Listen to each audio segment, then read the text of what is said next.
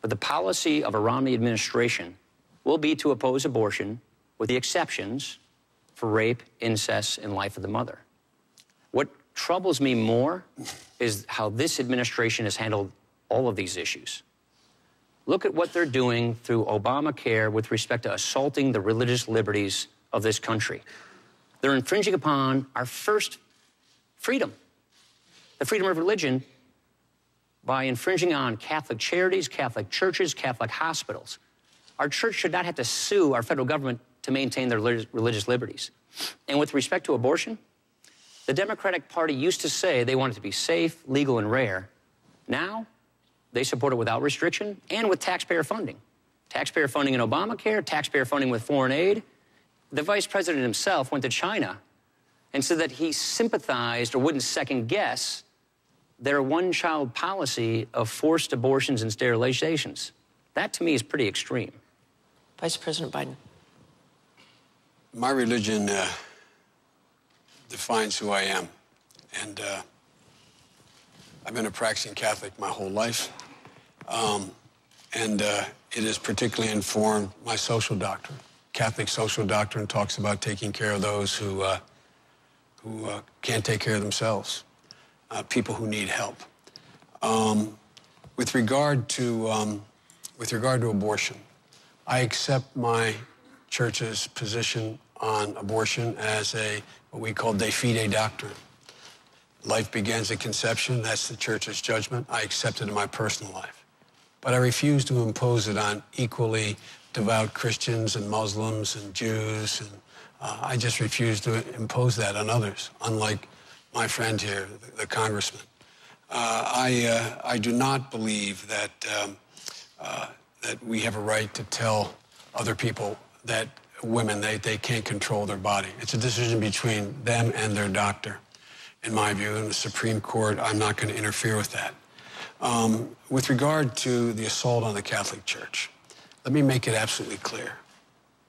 No religious institution, Catholic or otherwise, including Catholic Social Services, Georgetown Hospital, Mercy Hospital, any hospital, none has to either refer for contraception, none has to pay for contraception, none has to be a vehicle to get contraception in any insurance policy they provide. That is a fact.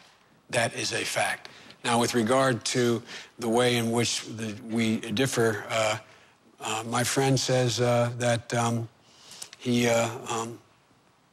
well, I guess he accepts Governor Romney's position now, because in the past he has argued that there's rape and forcible rape. He's argued that in the case of rape or incest, it would be a crime to engage in having an abortion. I just fundamentally disagree with my friend. Congressman Ryan. All I'm saying is if you believe that life begins at conception, that therefore doesn't change the definition of life. That's a principle. The policy of a Romney administration is to oppose abortion with exceptions for rape, incest, and life of the mother. Now, I've got to take issue with the Catholic Church and religious liberty. You have. If they agree with you, then why would they keep suing you? It's a distinction without a difference. I want to go back to the abortion question here. If the Romney-Ryan ticket is elected, should those who believe that abortion should remain legal be worried? We don't think that unelected judges should make this decision, that people through their elected representatives and reaching a consensus in society through the democratic process should make this determination. The court, the next president will get 1 or 2 Supreme Court nominees. That's how close Roe v. Wade is. Just ask yourself, with Robert Bork being the chief advisor on the court for Mr. Romney, who do you think he's likely to appoint? Do you think he's likely to appoint someone like Scalia or someone else on the court far right that would outlaw abortion? I suspect that would happen. I guarantee you that will not happen. We picked 2 people. We picked people who are open-minded. They've been good justices. So keep an eye on the Supreme Court. Was there a litmus test on them? There was no litmus test. We picked people who had an open mind, did not come with an agenda. I'm going to move on to this closing question because we are running out of time. Certainly know, and you've said it here tonight, that the two of you respect our troops enormously. Your son has served, and perhaps someday your children will serve as well.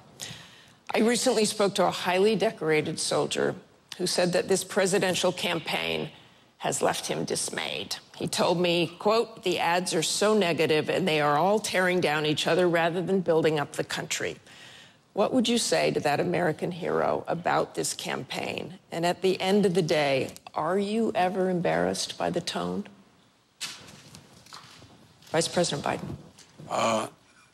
I would say to him the same thing I say to my son, who did serve a year in Iraq, that we only have one truly sacred obligation as a government. That's to equip those we send into harm's way and care for those who come home. That's the only sacred obligation we have.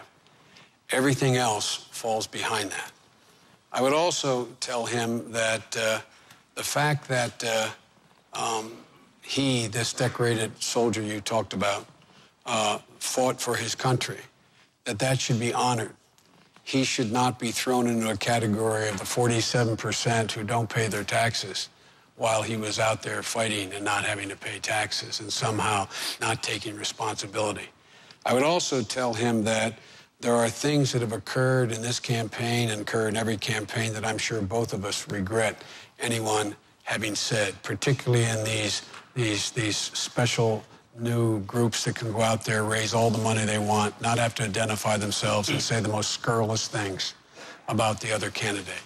It's an abomination.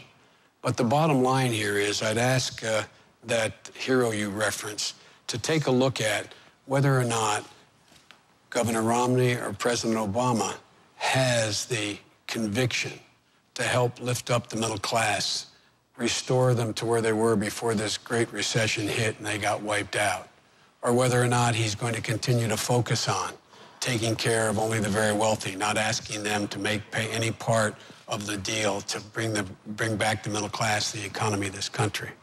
I would ask him to take a look at whether the President of the United States has acted wisely in the use of force, and whether or not the slipshod comments being made by my friend, or by Governor Romney, serve our interests very well. But there are things that have been said in campaigns that I find not very appealing. Congressman Ryan. First of all, I'd thank him to his service to our country. Second of all, I'd say we are not going to impose these devastating cuts on our military, which compromises their mission and their safety. And then I would say you have a president who ran for president 4 years ago, promising hope and change, who has now turned his campaign into attack, blame, and defame. You see, if you don't have a good record to run on, then you paint your opponent as someone to run from. That was what President Obama said in 2008. It's what he's doing right now. Look at all the string of broken promises. If you like your health care plan, you can keep it. Try telling that to the 20 million people who are projected to lose their health insurance if Obamacare goes through, or the 7.4 million seniors who are going to lose it. Or remember when he said this, I guarantee if you make less than $250,000, your taxes won't go up. Of the 21 tax increases in Obamacare, 12 of them hit the middle class. Or remember when he said health insurance premiums will go down $2,500 per family per year? They've gone up $3,000 and they're expected to go up another $2,400.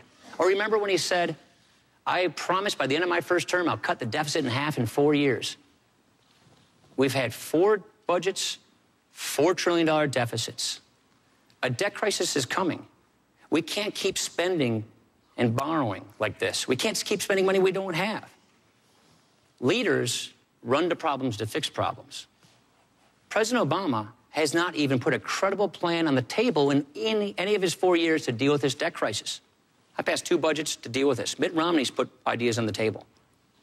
We've got to tackle this debt crisis before it tackles us. The president likes to say he has a plan. He gave a speech. We asked his budget office, can we see the plan? They sent us to the press secretary. He gave us a copy of the speech. We asked the Congressional Budget Office, tell us what President Obama's plan is to prevent a debt crisis. They said, it's a speech. We can't estimate speeches. You see, that's what we get in this administration, speeches. But we're not getting leadership. Mitt Romney is uniquely qualified to fix these problems. his lifetime of experience, his proven track record of bipartisanship. And what do we have from the president? He broke his big promise to bring people together to solve the country's biggest problems. And what I would tell him is we don't have to settle for this. We can do better than this. I hope I'll get equal time. You will get just a few minutes here, a few seconds, really. The two budgets the Congress has introduced have eviscerated all the things that the middle class cares about. It will knock 19 million people off of Medicare. It will kick 200,000 children off of early education. It will eliminate the tax credit people have to be able to send their children to college.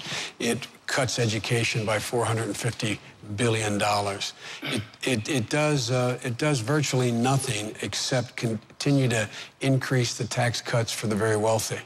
And, you know, we've had enough of this. The idea that he's so concerned about these deficits, as I pointed out, he voted to put 2 wars in a credit card. He did. We're going to the closing statements in a minute. You're going to have your closing statement. Not raising taxes is not cutting taxes. And by the way, our budget, we have not spending by 3% a year instead of 4.5% like they propose. So not spending more money as much as they say is not a spending cut. Here just for a minute, and I want to talk to you very briefly before we go to closing statements about your own personal character.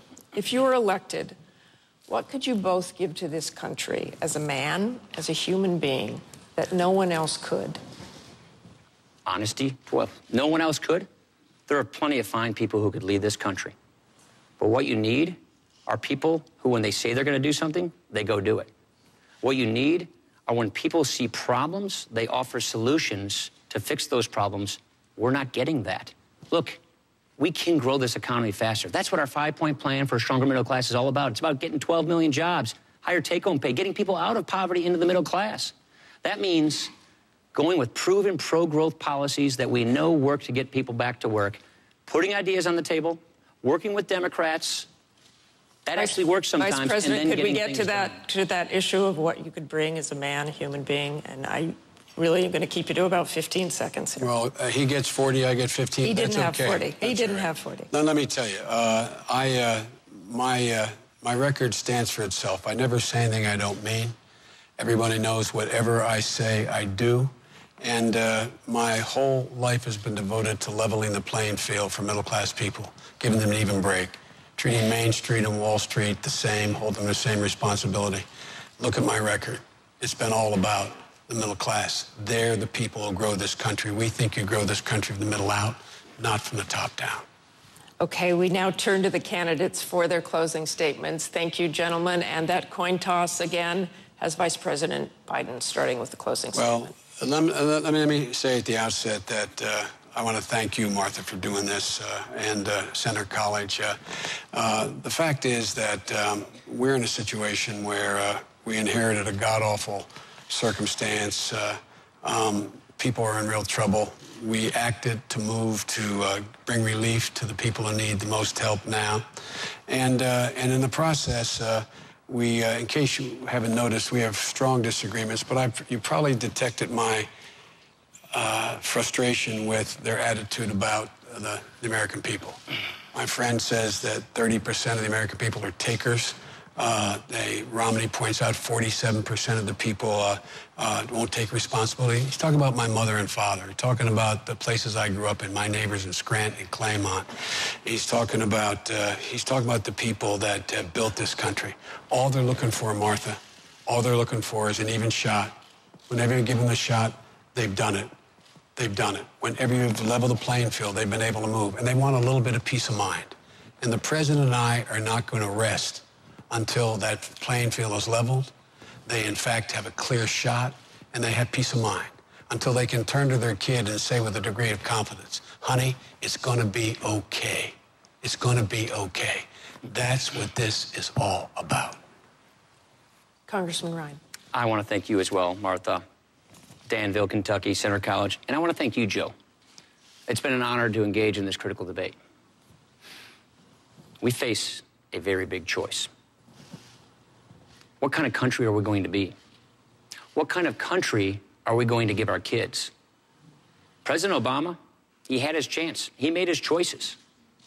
His economic agenda, more spending, more borrowing, higher taxes, a government takeover of health care.